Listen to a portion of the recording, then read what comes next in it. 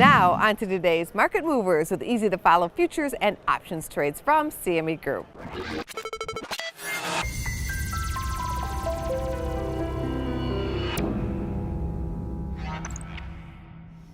Welcome to Market Movers. I'm Jim Urio, and we are a week away from another FOMC meeting. We're looking at using 10-year weekly options to either hedge risk or create exposure to this binary event.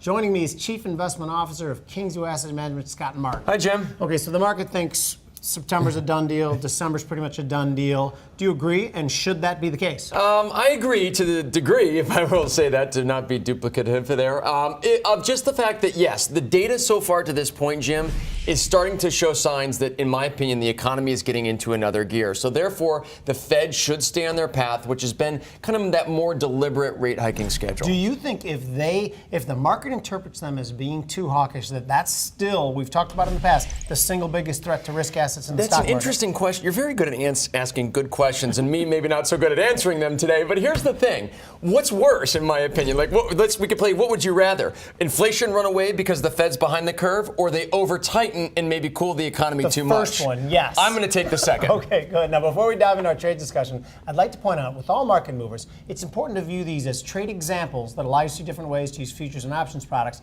to either manage risk or create additional opportunities, not as recommendations or advice. Prices and movements will vary. When we price these out, the D's 10-year was trading 118.17, Scott. Yeah, so speaking of things running away, yields a little bit, right? I mean, rates have started while you were sleeping at home, maybe. Rates have started to tick up a bit, you know? And so by way of that, rates have gone up and prices have gone down. You mentioned the underlying, Jim, gosh, all the way down towards 118 and an ugly-looking chart. Thank you very much. Right. However, it looks like that chart's starting to round out a bit. It looks like things are just so nasty in the charts that I think they're about to turn around, my friend. So therefore, today, specifically, Jim, I'm buying the 118.5, 119 call spread for 13 ticks. This trade expires September 28th, so it's post-meeting. The underlying, as you mentioned, is 118.17. It risks about $200 to make a potential $300 if that call spread fills up. And we're not that far away from it, my friend. So if we see any retracement in price here that we've seen, you know, as far as the downdraft so far, I believe this call spread is a good expression to put on. So for prices to go higher and yields to go lower, correct, which is what you're saying,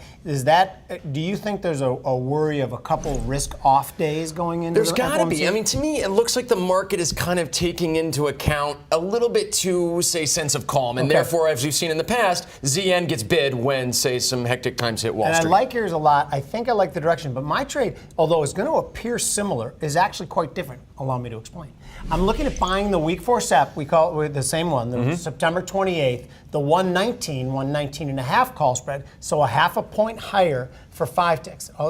The underlying is 118.17, like we said. It risks $78 to make 422. Now, this trade, when I look at it, I view this as hedge against a couple big risk-off days. So this, and the price of it is telling you you're probably going to lose that money. But if you have it on in case there's a big risk-off day in the stocks or a couple big risk-off days because the Fed says something that they view as too hawkish, this could come in. You could get a nice snap, and then you could just take it off and roll it forward. Yours is much higher odds of happening, but if mine happens, it's a much bigger risk. Right, and I still like your levels, believe it or not. And in fact, I like your levels a little bit more than mine. It's just the timing of it. It's September 28th, so we only have a couple weeks here, vis-a-vis, like you said, mine, which is a little closer and probably more likely to happen. But I do like your levels, and I do think if you do get, say, a good bounce, like you mentioned in the price, maybe just roll it out further in time and use that profit to buy that. Not a bad idea. And again, like I said, I reiterate, it's a 6-to-1 ratio, and it's probably money that's going to be, you know, it's sleep at night money for that risk-off hedge.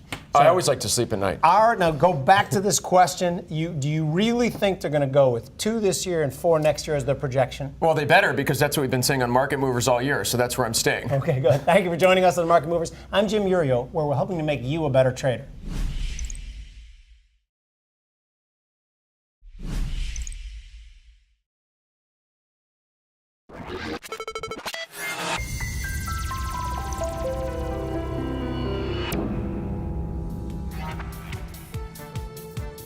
Check out businessfirstam.com to find out where to see our entire show. And don't forget to like, follow, and share Business First AM.